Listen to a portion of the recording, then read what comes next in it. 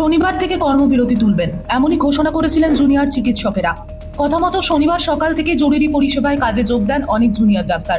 চিকিৎসকদের আন্দোলনের ভর কেন্দ্র আরজি করেও চেনা ছবি ধরা পড়ল। স্বাভাবিক ছন্দ আরজি করে ট্রমা কেয়ারে, অন্য সরকারি হাসপাতালগুলিতেও সেই চেনা ছবি ফিরে এলো। এদিকে শনিবারই সন্দীপ ঘোষ ঘনিষ্ঠ বিরূপাক্ষ বিশ্বাসকে তলব করেছিল সিবিআই। শনিবার সিজিও কমপ্লেক্সে হাজিরা দেন সন্দীপ ঘনিষ্ঠ চিকিৎসক। আরজিকর হাসপাতালের সেমিনার রুমে চিকিৎসকের দেহ উদ্ধারের দিন ঘটনাস্থলে ছিলেন তিনি। অন্য কলেজের চিকিৎসক হলেও তিনি কেন আরজিকরে এসেছিলেন তা জানতে চায় সিবিআই। গত 9 আগস্ট রাতে আরজিকরে মহিলা চিকিৎসককে খুনের এবং ধর্ষণের অভিযোগ উঠেছিল। এরপর থেকেই বিচার চেয়ে কর্মস্থলে নিরাপত্তার দাবিতে আন্দোলন শুরু করেন জুনিয়র ডাক্তাররা। মোট 5 দফা দাবিতে টানা আন্দোলন চালিয়ে গিয়েছিলেন তারা। সরকার পক্ষের সঙ্গে দুবার বৈঠক হয় আন্দোলনকারী চিকিৎসকদের।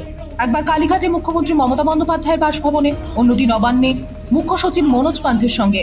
2 দফা বৈঠকের পর হাসপাতালের নিরাপত্তা ও পরিকাঠামোগত দিকগুলির প্রয়োজনীয় সংস্কারের বিষয়েও ইতিবাচক পদক্ষেপ করা হয়।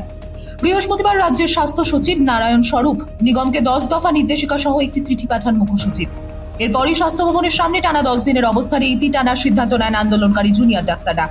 নির্যাতিতার বিচারের দাবিতে শুক্রবার দুপুরে স্বাস্থ্য ভবন থেকে সিজিও কমপ্লেক্স পর্যন্ত মিছিল করেন জুনিয়র ডাক্তাররা। আরজিকরে ফিরে ডাক্তাররা জানান শনিবার থেকেই জরুরি পরিষেবায় যোগ দেবেন তারা। এই আন্দোলনের সঙ্গে জড়িত অনেক মানুষ এখনো বন্যা বিধ্বস্ত। তাদের জন্য অভয় ক্লিনিক খোলারও ঘোষণা করেন জুনিয়র ডাক্তাররা।